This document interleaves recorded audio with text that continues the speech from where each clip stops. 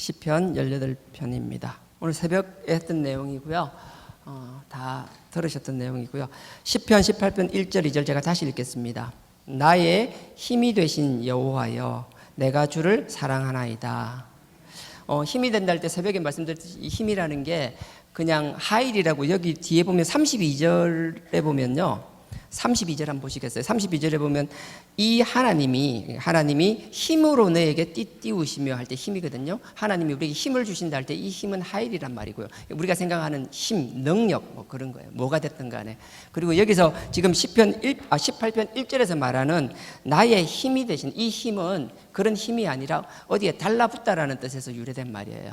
그래서 새벽에 제가 그 휴지를 가지고 제가 예를 들었었거든요. 휴지가 굉장히 약한 것 같지만 그 약한 휴지도 이렇게 강한 강화유리나 이런 데 붙여 놓으면 우리 주먹으로 때리면 이렇게 차라리 주먹이 이렇게 금이 가잖아요. 강화유리가 깨질 수도 있겠지만 잘 안 깨지거든요.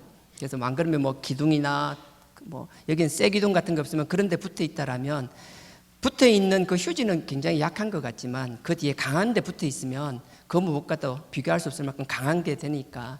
그래서 다윗은 그 고백을 하는 거예요. 힘은 내 힘이 아니라 내가 만드는 힘, 내 왕권, 내 무력, 내 경제적인 부, 나의 뭐 학식, 모든 이런 것이 아니라 오로지 하나님께 내가 붙어 있을 때만 그게 온전한 나의 힘이라는 고백이었거든요. 그래서 우리 모두 이 자리에 있는 우리 모두도 우리의 나약함을 바라보는 게 아니라 우리의 나약함이 정말 강함 중에 강함, 온전함 중에 온전함인 그 하나님께 붙어 있는다라면 누구도 함부로 우리를 업신여길지 못할 줄 믿습니다. 이런 다윗의 고백들이 우리의 고백이 되었으면 좋겠어요. 2절 같은 경우에도 보면 여호와가 뭐 이렇다 저렇다 이야기가 나오잖아요. 다윗 입장에서는 한평생을 살아가면서 이 다윗의 2절의 고백이 하나님을 정의하는 거예요. 다윗이 생각할 땐 나에게 하나님은 이런 분이라는 거예요. 우리가 이제 시편뿐만 아니라 말씀을 볼 때 항상 조심해야 될 것 중에 하나가요, 우리가 이렇게 예전에 제가 그런 이야기를 들은 적이 있거든요. 판사분인데 고위직 판사였어요. 그래서 나중에는 뭐 대법관까지 하셨다 하던데 하여튼 굉장히 고위직이잖아요. 근데 그분이 하는 얘기를 들어보니까 이런 이야기를 하시더라고요. 처음에 판사가 되면은 서류나 여러 가지 정황만 보고 사람을 판단해야 되잖아요. 그러니까 두렵대요. 많이 두렵대요. 왜냐하면 내 판단 하나로 멀쩡한 사람이 죄인이 되기도 하잖아요. 그럼 내 판단 하나 때문에 죄를 받아야 될 사람이 또 무죄가 되기도 하잖아요. 그러니까 내가 어떤 결정을 내리든 그 사람을 심판하고 나면 거기에 대한 두려움이 있대요. 그래서 항상 두렵고 떨림으로 하는데 어느 순간 시간이 좀 지나다 보면 그게 익숙해지게 되고요. 그리고 또 이런 게 있대요. 뭔가 사람들이 앞에서 판사 앞에 가면 다 조아리게 되잖아요. 사람들이 다 겸손해지거든요. 판사 앞에 대드는 사람은 없어요. 그걸 떠나서 내가 누군가를 이렇게 판단하고 심판하잖아요. 누군가 정죄하고 내가 굉장히 힘이 많다는 걸 느끼기 시작한대요. 어느 순간 내가 정말 절대 권력자라는 걸 느끼기 시작하게 되면요, 사람을 정죄하고 판단하고 심판하는데 묘한 쾌감이 있답니다. 드러내놓고 표현은 못하지만 자기만 아는 표현. 내가 갔을 때 사람들이 법정에서도 그렇고 나 앞에 사람이 있을 때 신문할 때도 그렇고 여러 가지 상황을 볼 때 누군가를 심판하고 누군가를 판단할 때 내가 하고 나서 할 때마다 굉장히 그런 묘한 쾌감이 있다는 거예요. 처음엔 난 잘 모르겠더라고요. 그래서 한번 이렇게 수사계통에서 오랫동안 일하는 공무원하는 분한테 물어봤어요. 니도 오랫동안 수사를 하고 했으니까 이런 얘기를 들었는데 어때요? 라고 물어보니까 동의한다라고 얘기하더라고요. 자기도 수사하기 위해서 사람을 모아놓고 앞에서 이렇게 조사를 하잖아요. 여러 가지를 해서 수사를 하고 이렇게 하다 보면 취조 아닌 취조를 하게 되고 그냥 검거하는 게 아니고 잡은 사람한테 죄를 찾아내는 거니까, 죄가 막연히 있을 것 같은 건 실제 죄라고 실정 입증해내는 과정들을 해야 되는 거니까, 그러다 보면 사람들이 앞에 그 있고 내가 뭔가 판단할 때 내가 힘이 있구나, 이 사람 앞에서 내가 완전히 힘이 있다는 걸 알게 되면 묘한 그런 게 생긴다는 거예요. 사람이 말로는 부드럽게 하지만 무서워 보인다는 거예요. 속에서는 아닌 척하지만 속에서는 그 사람을 약간 경멸하기도 하고 그런 마음이 막 생긴다는 거예요. 근데 이 사람들만 그럴까요? 우리는 안 그럴 거라고 생각하세요? 우리도 그래요. 누군가에게 잘못된 거 보이잖아요. 그럼 전후사정 다 모르고요, 막연하게 내가 아는 것 가지고 판단하기 시작해요. 네. 그리고 정죄하기 시작해요. 저 봐, 저러니까 저렇지, 저 사람은 저래서 그럴 거야. 내용 깊이 있지 알지도 못해요. 근데 나름대로 막 그렇게 판단하는 거예요. 근데 더 무서운 게 뭔지 아세요? 내가 누군가를 이렇게 정죄하고 저 사람은 저래서 저래, 저 사람은 저래서 내 저럴 줄 알았는데 저래 됐네. 나도 모르는 사이에 그게 쾌감이 싹 올라오면서 마약처럼 중독돼요. 하고 나서 아닌 척하지만 얼마나 시원해 하는지. 누군가가 잘못되는 꼴을 보면 그렇게 시원할 수가 없거든요. 그게 중독이 되면 나중에 어떻게 되는가 하면은 눈에 보이는 것만 하는 게 아니라 나중에 그걸 찾기 위해서 눈이 벌게 쳐다보는 거예요. 아, 저 사람 잘 되는 것 같은데, 평안한 것 같은데, 아닐 텐데. 똑같아요, 인간들이. 그런 마음이 생기지 않을 수가 없는 게 나약한 우리들거든요. 그러니까 그럴 때마다 우리 힘으로 할 수 있는 게 아니잖아요. 그래서 항상 그 그리스도의 보혈로 우리 마음에서 나오는 걸 억누르면서, 그러니까 성령의 도움이라고도 그러잖아요. 그래서 그런 일이 생길 때마다 마음을 억누를 수 있는 그런 일들을 기도로 해나가기를 주님의 이름으로 부탁드립니다. 이게 우리가 성경을 볼 때도 우리가 선입견을 가지거나 생각한 게 있으면 내가 옳다라고 생각하면 그걸 딱 기준으로 말씀을 보다 보면 말씀이 나에게 하고자 하는 말이 안 들릴 때가 많아요. 다윗도 마찬가지예요. 좋은 점도 있고 나쁜 점도 있거든요. 우리가 계속 판단하는 일이 너무 많아요. 근데 어떤 일을 볼 때 안 되는 결과를 봤을 때 그 사람이 꼭 안 돼야 될 만한 이유가 있어서 안 되면 다행인데 아닌 경우도 허다하다라는 거예요. 근데 우리는 그런 것들은 간과하는 경우가 너무 많아요. 여호수아 한번 찾아보실래요? 여기 뭐 하나 끼워 놓으시고요. 여호수아 7장입니다.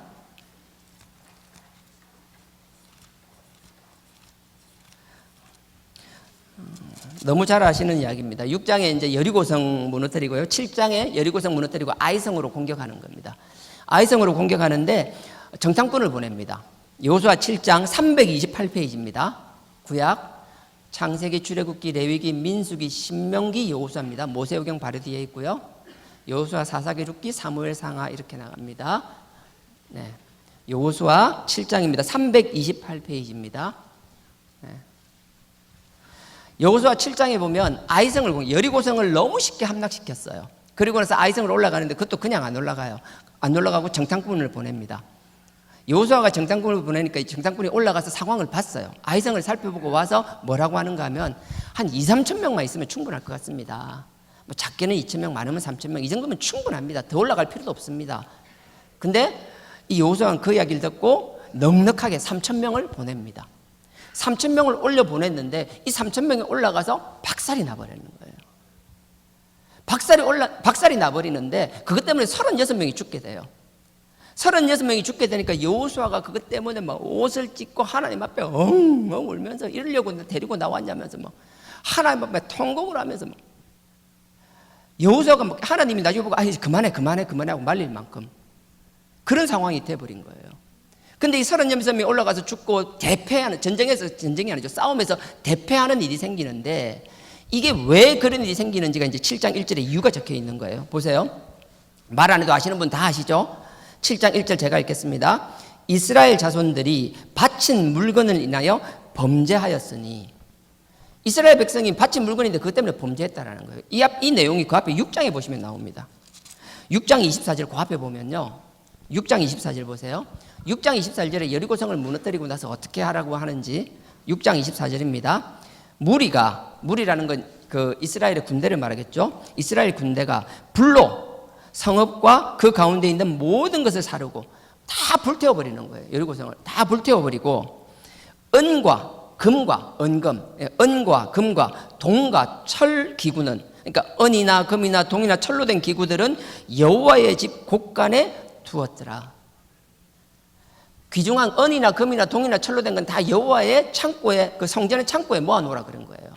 근데 누군가가 한 사람이 여기에 순종하지 않고 자기의 욕심 때문에 따로 은과 금과 옷을 빼돌리는 일이 생기죠. 그게 오늘 7장 1절의 일입니다. 제가 7장 1절 다시 읽습니다. 이스라엘 자손들이 바친 물건을 인하여 범죄하였으니 이는 유다 지파 세라의 정손 삽디의 손자 갈미의 아들 아간이, 그건 쭉 할아버지 아버지 이름 적어놓은 거, 결국은 아간이라는 사람이 그랬다는 거예요. 유다 지파의 아간이 바친 물건을 취하였음이라. 바친 물건을 자기가 성전 그 창고에 드리는 게 아니라 자기가 따로 착복했다라는 거예요. 근데 이걸 보시고 하나님이 정말 진노하셨어요. 아간이 바친 물건을 취하였음이라 여호와께서 이스라엘 자손에게 진노하시니라. 이 아간의 행위를 보고 하나님이 너무 화가 난 거예요. 상식적으로 생각하면 하나님이 누구 때문에 화가 났어요? 아간 때문에. 그럼 누구를 벌하면 돼요? 아간을. 근데 아간은 멀쩡하고 이 아간의 범죄 때문에 누가 죽어요? 전쟁하러 오는 36명이 그냥 죽어요. 이 36명은 뭔데요? 죄 짓는 사람 따로 있고 하나님 열받는 사람 따로 있고 죽는 사람 따로 있나요? 우리가 이 36명의 죄에 대해서 우리가 함부로 논할 수가 없어요. 성경은 명확하게 적혀 있잖아요. 범죄는 아간이 했지만 죽는 건 누가 죽어요? 아간은 안 죽어요. 36명이 그냥 죽는 거예요. 근데 우리도 모르게 누군가를 정죄하고 원인을 찾아야 하는데 거기에 쾌감을 많이 느끼다 보면 뭐든지 이유를 찾으려고 그런다고요. 하나님의 영역인 건 그냥 하나님 영역으로 놔두면 돼요. 근데 우리는 자꾸 뭘 그럴 필요가 없다라는 거예요. 그러면 나중에 아간은 어떻게 돼요? 아간은 여기 쭉 3절부터 읽으면서 다시 설명드릴게요. 보세요. 아까 했던 말 그대로입니다.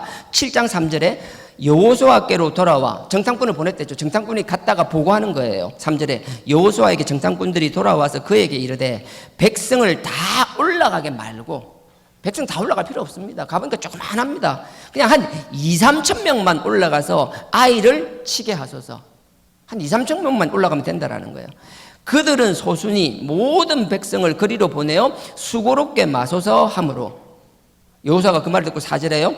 백성 중에서 2, 3천 명이면 된다라는데 넉넉하게 3천 명을 보내는 거예요. 3천 명쯤 그리로 올라갔다가 아이 사람 앞에서 도망하니, 5절에 아이 사람이 그들의 36인쯤 죽이고 성문 앞에서부터 서바림까지 쫓아와서 내려가는 비탈길에서 쳤으므로 백성의 마음이 녹아 물같이 된지라. 그래서 우리가 어떤 일이 안 된 걸 볼 때요, 자꾸 원인 분석하려고 하지 마세요. 하나님의 뜻이 뭔지 모를 때는 내가 그걸 깨닫고 할 것이면 나에게만 적용하면 좋겠어요. 뭔가 상대방을 봤을 때 그 사람에 대해서 자꾸 적용하려고 하지 말고 그건 나한테 적용했으면 좋겠어요. 근데 자꾸 사람들을 판단하고 정죄하는 사람들이 다는 아니지만 대부분이 어떤가 하면 남에게 적용하는 그 반도 자기에겐 적용을 안 해요. 자기한테는 어떻게 그렇게 관대한지, 내가 친한 사람, 우리 편이라고 생각되는 사람한테 얼마나 그래 관대한지, 남에 대해서는 그렇게 예민하면서 그렇게 하지 않았으면 좋겠어요. 이런 마음으로 여러분들이 말씀을 보고 다윗을 보고 오늘 시편을 볼 때 이런 마음으로 봤으면 좋겠어요. 시편 18편 다시 돌아가겠습니다.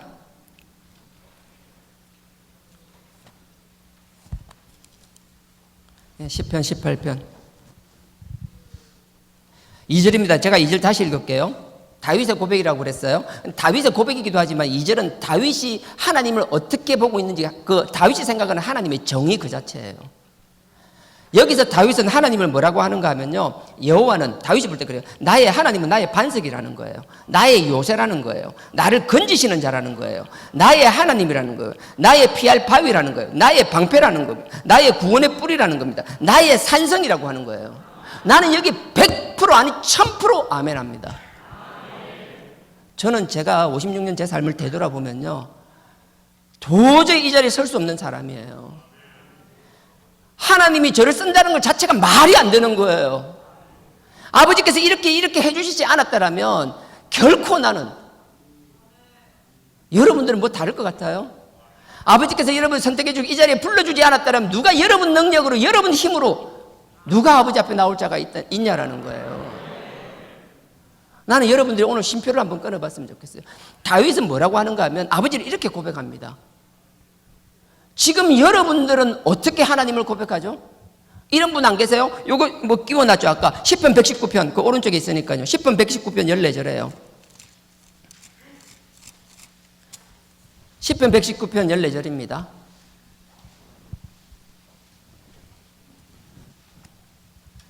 너무 잘 아시는, 좋아하는 말씀이죠. 9절을 좋아하죠. 저는 9절에 청년이 무엇으로 그 행실을 깨끗게 하리까, 주의 말씀을 따라 삼갈 것입니다. 청년이라 생각하는 사람 말씀 많이 보세요. 14절입니다. 14절 제가 읽겠습니다. 내가 모든 재물을 즐거워함같이 주의 정거의 도를 즐거워하였나이다. 참 고백이 참 이렇게 무섭지 않아요? 하나님의 정거의 도를 좋아하고 사랑한다는데, 다시 읽어볼게요. 보세요. 내가 모든 재물을 즐거워함같이, 내가 돈을 좋아하는 것처럼 주의 증거에 대해 아버지의 말씀을 즐거워하였나이다. 아버지의 말씀을 좋아하는 것만큼 돈을 좋아합니까? 돈을 좋아하는 만큼 아버지의 말씀을 좋아합니까? 여러분 말씀 보는 거 좋아해요? 돈 좋아해요? 여러분 여기 설교 듣는 거 좋아해요? 어디서 1억 준다라면 가서 1억 받는 게 좋아요? 1억에 벌써 흔들린다. 1억 정도에 안 흔들리잖아요, 여기는요. 한 10억? 뭐 이 정도? 우리 솔직히 생각해보세요. 돈, 권력, 뭐가 됐든 내가 의지하는 것. 우리 신표를 찍으랬잖아요. 우리 솔직히 고백해 봅시다. 우리의 신앙을. 다시 돌아가서요. 시편 보세요. 다윗이 고백할 때 다윗은 어떻게 됐어요? 절대 권력도 가졌어요. 뭐 누구와도 비교할 수 없는 부도 가졌어요. 누구보다 뛰어난 학식도 가졌어요. 뭐 지혜로 뭐 비교할 만큼 전쟁에 나가는 항상 나갈 때마다 이기는 상승장군이었어요. 뭐 하나 부족한 사람이 없어요.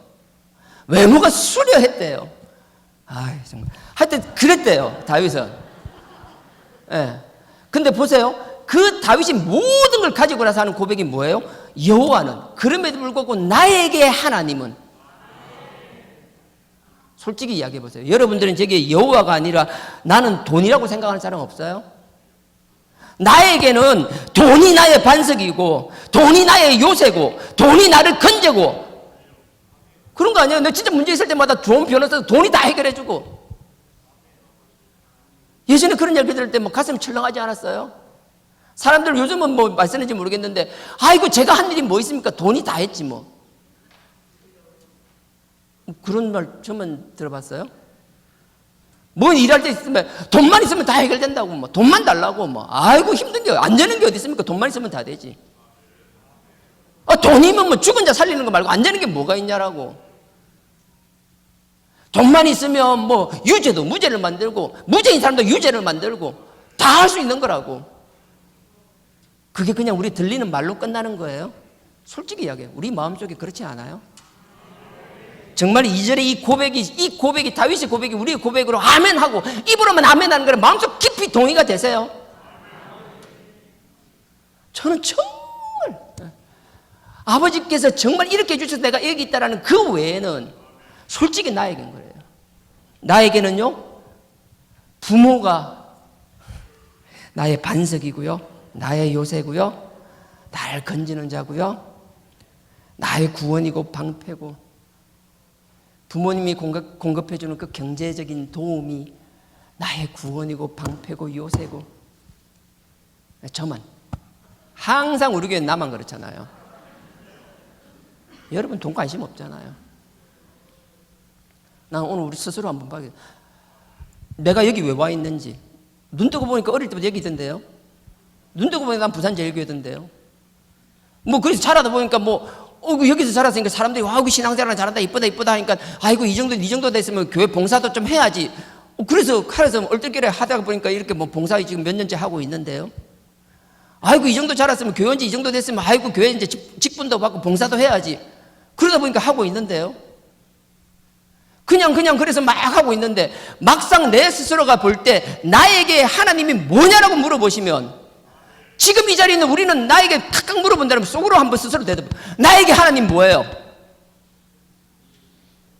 지금 앉아있는 여러분들에게 누군가 여러분들에게 당신에게 하나님은 누구예요? 라고 물어보면 뭐라고 얘기하냐고요? 저는 할 말이 별로 없었어요.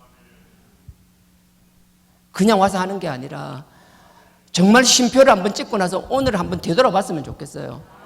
아버지 하나님 내 여기 왜 앉아있나요? 여기서 왜 설교 듣고 앉아있나요? 여기서 왜 손 들고 막 찬양하고 부르짖고 회개한다고 하고 있냐고요. 그렇게 열심히 회개하고 찬양하고 다 하는데 그러는 나에게 하나님은 누구냐라는 거예요. 지금 나한테 누구냐라는 거예요.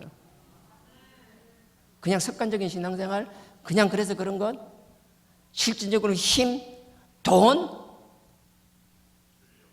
나도 그렇고 우리 모두가 거기서 자유로울 수는 없는 줄 믿습니다. 그래서요, 안 바뀌는 거 알잖아요. 다윗을 보면 알잖아요. 제가 다윗을 끊임없이 하는 이유가 뭐예요?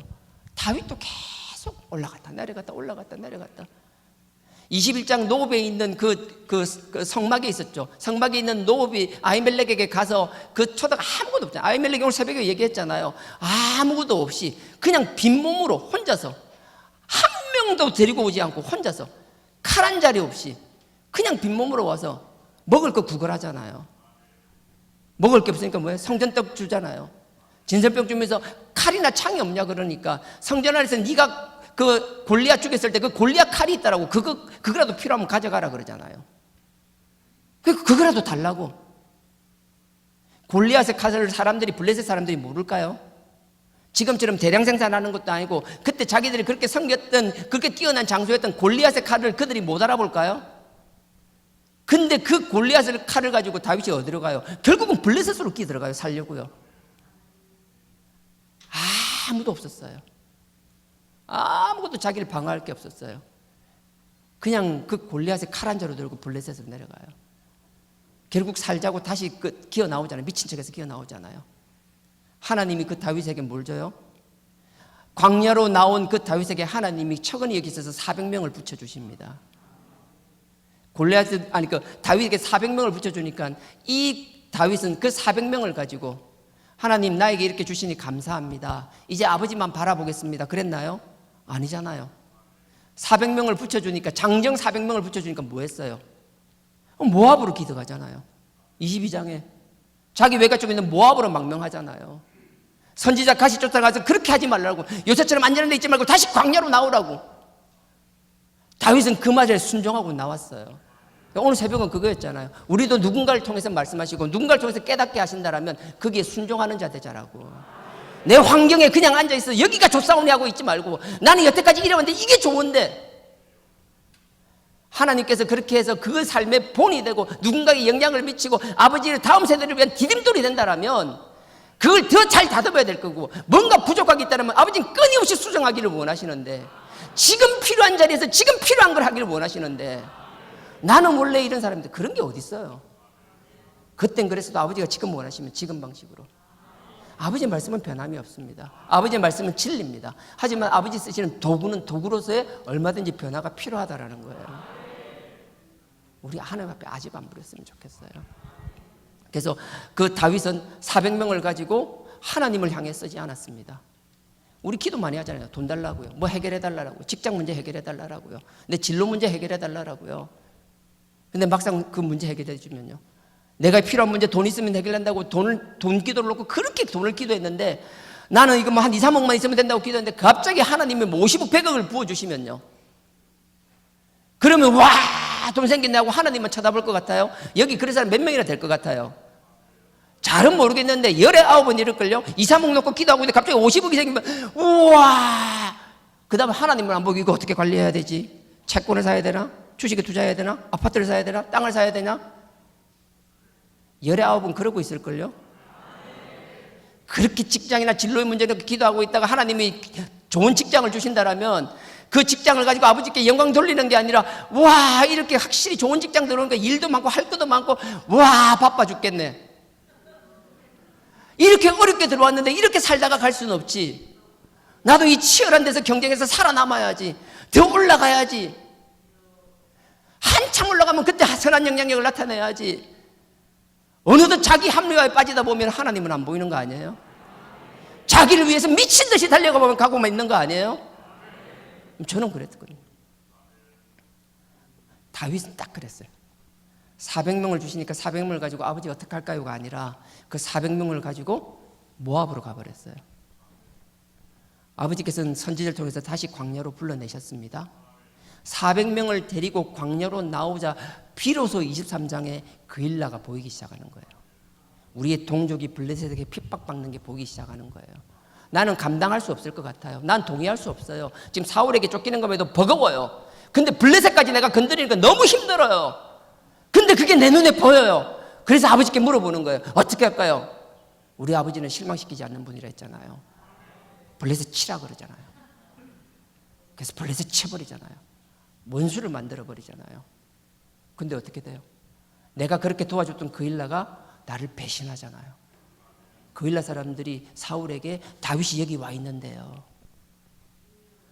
여러분들, 우리가 누군가를 도와주고 선한 일을 베풀고 내가 뭔가 좋은 일을 하게 되면 그 사람이 나에게 항상 은혜로만 갚아줄 거라고 생각하세요? 내가 선을 베푸는데 그 사람이 나에게 원수짓 한다라고 난 더 이상 좋은 짓 못하겠네, 선한 일 못하겠네, 천만에요. 우리가 선을 베풀어도 그들이 악으로 갚는 건 너무나 당연해요. 우리 믿는 자 하나님의 자녀가 해야 될 건 선을 악으로 갚아도 그럼에도 불구하고 아버지의 뜻이니 선을 끊임없이 베푸는 거예요. 당연히 그들은 우리 배신할 걸 알고 있어야 돼요. 그것 때문에 배신감 느낄 필요 없어요. 당연한 사람이에요. 남이 나를 배신하나요? 내가 도와준 사람. 어떻게 네가 나한테 그럴 수 있어? 그런 사람이 우리 배신하잖아요. 다윗은 뒤통수 세게 맞았어요. 그일에게 그렇게 두들겨 맞고 나서 어떻게 해요? 그리고 나서 도망가잖아요. 엔게디 광야에 있으니까 사울이 오잖아요. 25장에 보면은 그 나발 나오잖아요. 나발 같은 경우에는요, 오늘 새벽에도 얘기했지만 같은 동족이에요. 같은 동족이고 이새와 그 아들 다윗을 모를 수가 없는 사람이에요. 생각해 보세요. 이새 같은 경우 자기 아들이 왕의 사위가 되었어요. 군대 장관이 되었어요. 자기 유다 지파뿐만 아니라 12지파 모든 이스라엘 사람들이 얼마나 부러워했겠어요. 내 아들이 이래, 왕의 사위야. 내 아들이 군대 장관이야. 내 아들이 나가기만 하면 전쟁에서 이겨. 온 사람들이 내 아들 앞에 벌벌벌 떨어. 얼마나 기고만장했겠어요. 근데 그렇게 남 잘 되는 거 보면요, 항상 마음의 시기 질투 표현을 안 해도 마음으로 꽁 하고 미워하는 사람들이 얼마나 많은 줄 아세요? 그런 사람들이 표시 안 하고 있다가요, 힘 있을 때 옆에 와서 막 알랑알랑하고 친한 척하고 가죠. 그러다가 이 사람이 갑자기 떨어지고 다 잃어버리게 되면, 왕의 사위에 있는 게 아니라 왕 앞에서 언제 죽을지 몰라서 도망다니는 그 도망자 신세가 되면, 다윗 혼자 다니는 게 아니라 그 부모까지 끌고 막 그 거지 같은 사람 몰려 돌아다니는 거 보면, 그걸 본 나발이 뭐라 그래요? 같은 유다 지파 동족인데도 불구하고 다윗이 누군데? 이새? 이새가 누군데? 그냥 끝나는 게 사람들 앞에서 막 조롱하잖아요. 우리요, 조롱당하는 거 당연한 겁니다.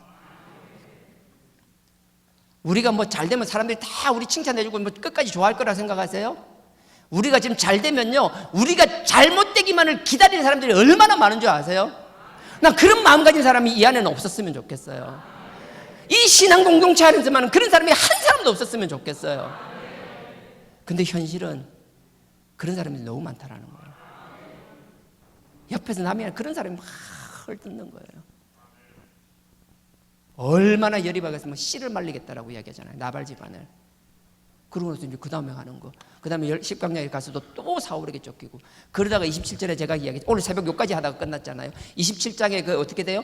그 와중에서도 그 다윗이 그 와중에서도 하나님이 그렇게 도와줬잖아요. 하나님 도움 받고 내가 막 하고 하나님 보시기에 참 대단한 사람이에요. 그럼에도 불구하고 결국은 또 블레셋으로 기어 들어가요. 이분은 혼자 가는 게 아니라 600명 데리고 가서 그 왕에게, 블레셋 왕에게 시글락이라는 성읍을 하사받아요. 그래서 거기서 같이 사는 거예요. 근데 다윗이 어떤 30절, 요거 뭐 하나 끼워 놓고요. 10분 10분. 사무엘상 30절. 사무엘상입니다. 31장이 마지막 장입니다. 31장에 보면 사울과 요나단이 죽어요. 자꾸 사울하고 요나단인데 다윗과 요나단이니까 제가. 사울과 요나단이 죽고요. 그래서 사무엘상이 끝나고요. 그 앞에 30장입니다. 30장 6절이에요. 30장 6절입니다. 459페이지입니다. 구약 459페이지 사무엘상 30장 6절입니다. 제가 읽겠습니다.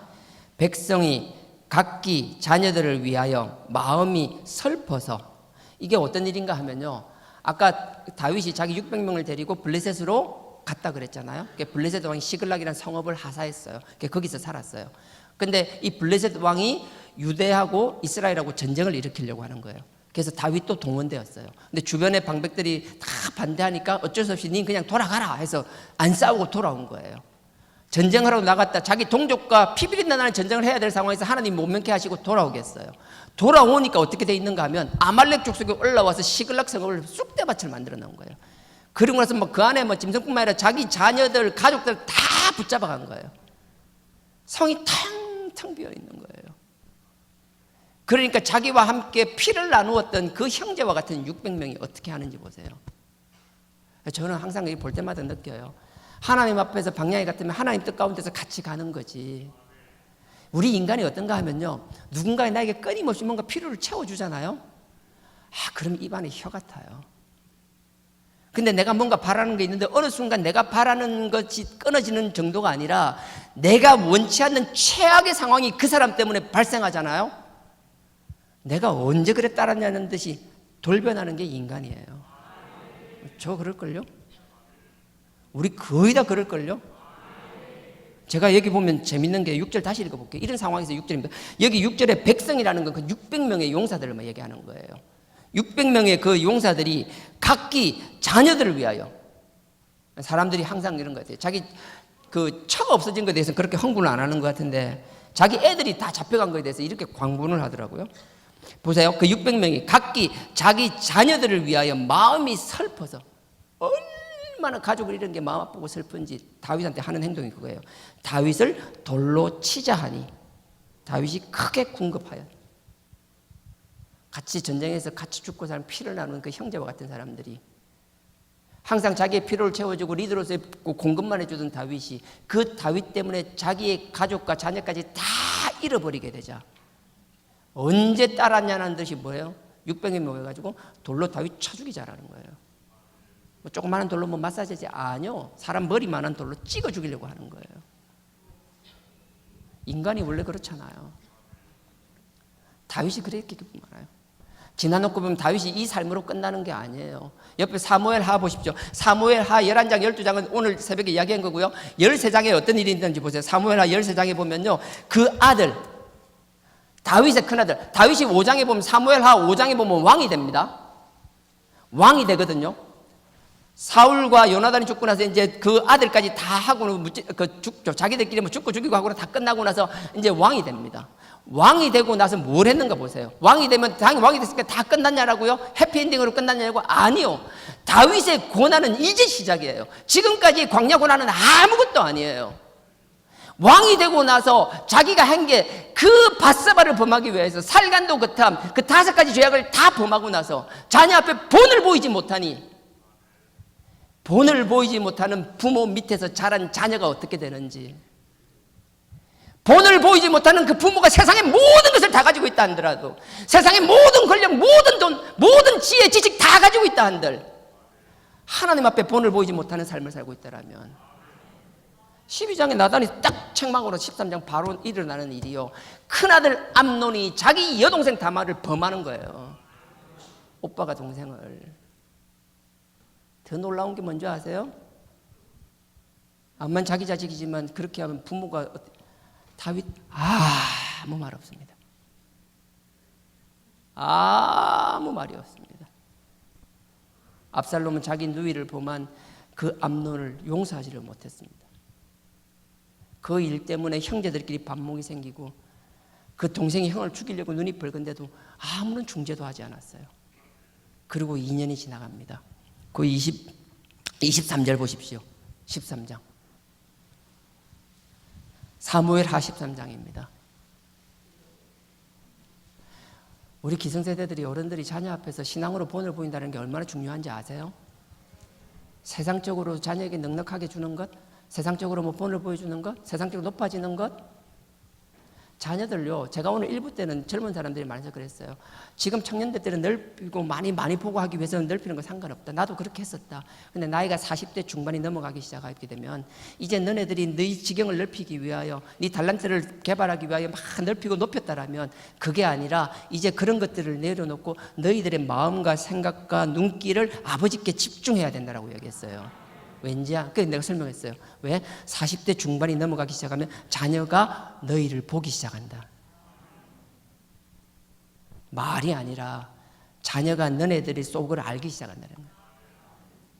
그리고 뭔가 가르치는 그 가르침을 따라가는 게 아니라 그 사람의 마음 중심을 보고 따라갈 건 따라가지만 아닌 건 따라가는 척 하지만 계속 배쳐가거든요. 그러니까 아버지 바라봐라. 그리고 높아지려고 한 게 아니라 이제 마지막에 이제 40대 중반 50대가 넘어가면 아버지, 그래서 제가 그랬어요. 예전에는 뭐 이것저것 많이 하고 뭐 그래서 설교하게 설교하면서 뭐 이것저것 잡다하게 많이 나갔는데 내가 이제 50이 넘고 이제 60 바라보는다니까 나 정말 아무것도 몰랐다. 그냥 말씀, 제가 오늘 본문도 다른 거 하려다가 도저히 안 돼서 제가 다시 이거 새벽 예배 끄집어 와서 읽고 있는 거거든요. 내가 이게 마태복음을 내가 이렇게 말씀을 모르고 내가 말씀을 보다 도저히 내가 이 정도도 모르고 이걸 설교하려고 했었나 생각이 드니까 할 수가 없어요. 제가 지금 제가 아버지 앞에 이걸 부끄러워하듯이 이제 너네들도 40대 중반 50대가 가면 너희들의 마음과 시선을 아버지께 향해라. 그렇게 간절히 부탁했었어요. 여러분들이 이미 그 나이가 넘으신 분들이 많으니까 지금이라도 마지막 인생이 그렇다면 자녀들에게 보여줄 거 다른 거 아닙니다. 다윗이 왕국을 통일하고 그 당대에 뭐 최고였잖아요. 뭐 자녀 옆에 뭐 더 이상 뭘 보여줄 게 있겠어요. 뭐 지금처럼 5년제 대통령도 아니잖아요. 절대 권력자잖아요. 죽을 때까지 자녀에게 물려주는 그 절대 권력을 가졌지만 자녀가 어떻게 돼요? 암논이 다말을 걸고 그리고 23절에요. 제가 읽겠습니다. 2주년 후에 2년인 거예요. 압살롬이 형을 막 도저히 용서가 안 되는 거예요. 2년을 기다리는 거예요. 아버지 입장에서도 뭐 애들이 일 생길 거니까 쳐다봐서 그런지 모르겠는데 하여튼 2년을 기다리는 거예요. 2년을 기다리다가 보세요. 2주년 후에 에브라임 곁 바알하솔에서 압살롬의 양털을 깎는 일이 있음에 압살롬이 왕의 모든 아들을 청하고 그래서 자기 형 암논도 청하는 거예요. 그러고서 어떻게 하는 줄 아세요? 형을 그냥 쳐 죽여버려요. 그게 이제 뒤에 이제 28절 9절에 보면 그 내용이 나와요. 쳐 죽여버립니다. 그거로 끝난 거 아니에요. 압살롬은 이 울분을 어떻게 주체가 안 됐나 봐요. 그 뒤에 15장에 보면요. 압살롬은 반정을 일으킵니다. 반정을 일으키는데 다윗이 그렇게 신뢰하던 최고의 책사라고 하는 아히도벨은 다윗의 편을 들지 않고 압살롬의 편을 들어버립니다. 다윗의 심정이 어땠을까요? 다윗의 비극은 왕이 되고 나서예요. 그 전에 건 아무것도 아니에요. 우리요 하나님 앞에 복 달라고 기도하는 것 아버지께서 주실 거라고 저는 확신해요. 받고 나서요. 받고 나서 내 눈과 마음이 아버지께 향해 있지 않다라면 주신 것 때문에 아버지를 더 바라보는 것이 아니라 주신 것 때문에 아버지께 등을 돌리고 있다라면 주신 것 때문에 아버지께 영광의 도구로서 있는 게 아니라 주신 것 때문에 그 준 것만 쳐다보고 있다라면 왕국을 얻고 나서 자녀 앞에 아무런 본을 보이지 못한 다윗과 뭐가 달라요? 결국 15장에 이런 일이 생겨요. 그거로 끝이었나요? 다윗의 말년에는요. 열왕기상 보십시오. 열왕기상 보면요. 넘어가면 아도니아라고 있어요. 압살롬의 동생. 다윗의 아들이죠. 결국 솔로몬에게 왕위를 물려주는 걸 반대해서 또 반정을 일으켜요. 열왕기상 1장입니다. 5절에 보면요. 열왕기상 1장 5절입니다. 구약 509페이지입니다. 열왕기상 1장 5절입니다. 제가 읽겠습니다. 때에 학깃의 아들 아도니아가 스스로 높여서 이르기를 내가 왕이 되리라 하고 자기를 위하여 병거와 기름과 전배와 50인을 예비하니. 나중에 보시면 알겠지만요. 압살롬하고 똑같은 행동을 해요. 또 반정을 일으킵니다. 아까는 아히도벨이 압살롬 편을 들었잖아요. 근데 아도니아가 반정을 일으키니까요. 아까 기억나세요? 다윗이 처음에 도망갈 때 성막 있는 노브로 가서 거기서 얻었다 했잖아요. 그 얻었을 때 그 제사장 아히멜렉인가요? 갑자기 이런 생각이 나는데 그 제사장의 아들이 아비아달이에요. 그 아비아달은 다윗이 왕이 됐을 때 계속 대제사장으로 썼던 사람이에요. 책사가 아히도벨이 있다라면 아비아달은 대제사장으로서 다윗의 신복 중에 신복이었어요. 한 사람이 오른쪽이면 한 사람이 왼팔 같은 존재였어요. 근데 이 오른팔과 같은 대제사장이 누구 편을 드는 줄 아세요? 그 밑에 보세요. 7절에 아도니아가 수비스와 아들 요닥과 제사장 아비아달과 모이하니 이 아비아달은 아도니아 편에 섰어요. 다윗은요 자녀가 자녀를 겁탈하고 그 겁탈한 자녀를 동생이 형을 죽이고 그게 아버지를 반정을 일으키고 또 그 동생이 반정을 일으킨 동안 자기에게 막 책사 중에 책사라는 사람은 거기에 편들고 대제사장은 또 그쪽 편들고 다윗은 왕이 되고 나서 시궁창 같았어요. 얼마나 힘들게 자식한테 배신당하는 것, 자식끼리 죽고 다니는 눈으로 본다라는 것 상상이 가세요. 얼마나 힘든 건지. 그 힘든 가운데 하는 고백이 오늘 10편 18편이에요. 이렇게 인생을 살고 나서 보니 그래도 하나님이 나의 산성이요 방패시요 당신이 나의 힘이라는 고백, 쉽지 않은 고백입니다. 우리 모두가 지금 아무리 힘들더라도 힘든 거 원망하지 마시고요. 자꾸 힘든 거 보면 남 다윗이 그거 아니고 그거 볼 때마다 그걸 내 것으로 받아들이고, 아버지 하나님 나도 다윗만큼이나 힘들어요. 어떤 사람은 아니 난 다윗만큼 자식 이런 꼴은 아니지만 얼마나 힘든지 몰라요. 나의 이 아픔을 어떻게 표현할 수가 없어요. 남들은 기도할 때 고상하게 기도하고 막 청산유수로 기도하지만 나는 아버지 앞에 기도한다라면 끄이끄이 우는 거 부르짖는 거 외에는 아무것도 할 게 없어요. 아버지 앞에 10분 20분 1시간을 부르짖고 목이 쉬어 터져도 이 속에 응어리가 없어지지 않는다라고. 그렇게 키워서 나와서라도 아버지 앞에 부르짖고 그 보혈을 의지하는 사람들, 그럴지라도 여러분들이 피눈물 흘리면서 기도하고 났다라면 다윗의 고백처럼 아버지를 찬양하고 기도하세요. 그럼에도 불구하고 당신만이 나의 힘입니다.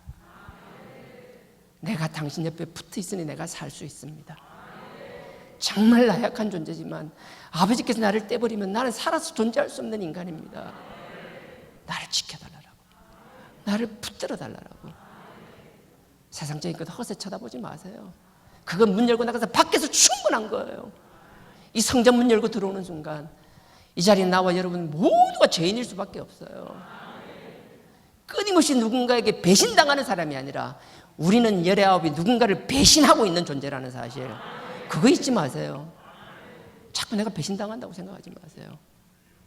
내가 누군가를 상처 주면 내가 누군가를 배신하고 있는 것, 내 힘으로 날 절제가 안 돼요.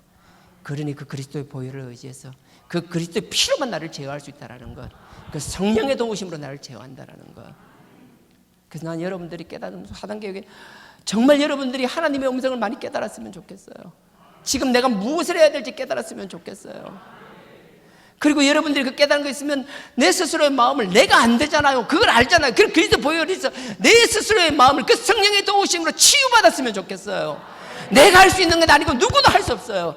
그분만이 그 그리스도의 보혈로 우리의 상처를 닦아주실 줄 믿습니다. 그러면 그럴 것이 아니잖아요. 아버지 앞에 죄를 닦아야 되죠.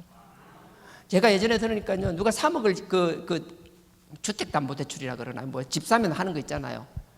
3억인데 말이 3억인데 얘기 들어보니까 3억 갚는데 진짜 똥줄 빠지는 줄 알았다 하더라고요. 저는 솔직히 잘 몰랐어요. 근데 3억을 이자하고 원금 상환하는데 그렇게 힘들었나 봐요. 마지막 달 원금하고 그거 넣는 날이 얼마나 좋았는지 내버려요. 네 같은 부르주아는 모를 거라고 막 그러더라고요. 진짜 좋았는가 보더라고요. 우리가요, 아버지 앞에 내 마음을 고 죄를 가면 뭔가 누군가에게 상처를 줬다라면 그냥 나 혼자만 끝나는 게 아니라 거기에 대한 여러분들이 반응과 뭔가 대가 지불이나 뭔가를 좀 했으면 좋겠어요. 나 혼자만으로 끝나는 게 아니라 거기에 대해서 여러분들이 온전히 대출 그 이자를 다 갚는 것, 아니 우리가 죄를 씻어내고 나면 정말 목욕하고 나면 깨어나면 나도 모르게 막 감탄사하잖아. 시원하더라고. 뭔가 우리의 죄 문제를 그렇게 해결하고 나면 여러분들이 시원하다 속으로 나오는 그 감탄사가 그냥 말로 끝나는 게 아니라 여러분들의 행위로 나타났으면 좋겠어요. 아버지 앞에 헌금하라 소리가 아니라 누군가에게 여러분들의 감사가 전해지면 좋겠어요. 그들이 여러분들의 감사를 느끼면 좋겠어요. 사단계는 어디 앉아서 하는 게 아니라 우리 삶 그 자체 아니에요? 끊임없이 깨닫고 끊임없이 감사까지 이어지는 과정이 어느 한순간이라고 어떻게 얘기할 수 있냐라고요. 우리가 살아 숨쉬는 동안 하지 않으면 안 되는 것, 그게 아버지의 뜻일 뿐만 아니라 당연히 선택받은 우리가 그렇게 해야만 된다는 사실 잊지 않았으면 좋겠습니다. 여러분들이 이 다윗의 고백이 이 자리에 있는 우리 모두의 고백이 되기를 원하며 오늘 이 시간만큼이라도 다시 한번 되돌아봐요. 정말 심뼈 끊고 내가 다시 물어볼게요. 여러분들에게 하나님 누구예요? 난 모르겠는데 열심히 회개하래서 열심히 회개하고 있는데요. 우리 열심히 예배 참석하고 뭐 새벽 예배하고 예배 다 참석하는데 열심히 예배만 참석하고 있는데요. 그거 알겠는데요. 그래서 여러분들한테 하나님은 뭐예요 지금? 여러분 지금 하나님 뭐라고 고백해요? 지금 뭐라고 고백하고 계시냐고요? 아까 얘기했잖아요. 눈 뜨고 보니까 태어나니까 여기던데요. 아니 그런 소리 말고요. 다윗의 고백처럼 정말 지금 하나님이 나에게 누군지 한번 되돌아봤으면 좋겠어요. 어떤 형태가 됐든 이 자리에 있는 것, 그래도 같은 방향을 바라보고 같은 신앙을 유지하는 것. 여러분 스스로 잘나서 온 사람 아무도 없습니다. 여러분들이 하나님 앞에 서기까지 누군가의 손길이 있었고요, 그 손길을 들으신 그 하나님을 찬양했으면 좋겠어요. 사람을 찬양하지 말고요, 그 손길을 들으신 하나님을 찬양하고 하나님 앞에 두렵고 떨림으로써 하나님을 찬양하는, 난 여러분들이 고백할 때마다 항상 하나님을 찬양하며 주님을 찬양하며 그분을 두려워하는 것, 난 그 이상 바라지 않습니다. 하나님 외에 아무것도 보이지 않게 하는 것, 그게 어찌 보면 제 사명이고 우리 모두가 또 자녀에게 보여줄 본이라고 저는 믿습니다. 그래서 한번 되돌아보세요. 쉼표 찍고 하나님, 다윗이 고백했듯이 하나님 누구냐고. 10편 18편 제가 읽지는 않지만 뒤에 25절로부터 29절까지 쭉 읽어보시면요, 하나님이 우리에게 힘주시는, 요거는 읽고 마칠게요. 시간 좀 늦더라도 여기 10편 18편. 언제 또 10편 18편 할지 모르니까 29절요. 18편 29절입니다.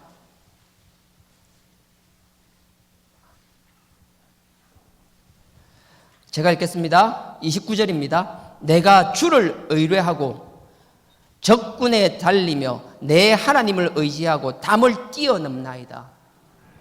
아버지께서 나의 힘이라는 걸 온전히 느낀다면, 내 스스로가 볼 때 나에게 하나님이 누군지 명확한 하나님에 대한 정의가 섰다라면, 그게 명확하다라면 우리에게 가장 먼저 일어나는 게 뭐예요? 적을 두려워하지 않아요. 나는 여러분들이 두려움 없이 하나님이 여러분이 주신 그 삶의 자리에서 그 적들을, 적은 아니겠죠, 그 삶의 자리를 향하여 거침없이 달려나가기를 주님의 이름으로 축원드립니다. 제가 다시 읽습니다. 29절. 내가 주를 의뢰하고 적군에 달리며 내 하나님을 의지하고 담을 뛰어넘나이다. 우리는 이렇게 살아야 될 줄 믿습니다. 근데 하나님 우리에게 당부하시는 말씀, 그 뒤 32절부터 제가 볼게요. 제가 쭉쭉쭉 띄어서 읽을 겁니다. 그냥 듣기만 하시면 됩니다. 32절에 보세요. 하나님이, 아까 읽었던 거죠, 하나님이 힘으로 내게 띠를 띄우시고, 우리가 그렇게 하기를 원할 때 하나님이 우리의 중심을 보시고 하나님이 우리에게 힘을 띄워 주실 줄 믿습니다. 근데 누가 해요? 하나님이요. 하나님입니다. 35절 보세요. 주께서 또 주의 구원하시는 방패를 내게 주시며, 누가 주세요? 주님이 주세요. 35절 후반부에 주의 온유함이, 39절에 보십시오. 주께서 나로 전쟁케 하려고 능력으로 내게 띠를 띄우사 일어나 나를 치는 자로 내게 굴복케 하셨다라고요. 내가 하지만 내가 하는 게 아니에요.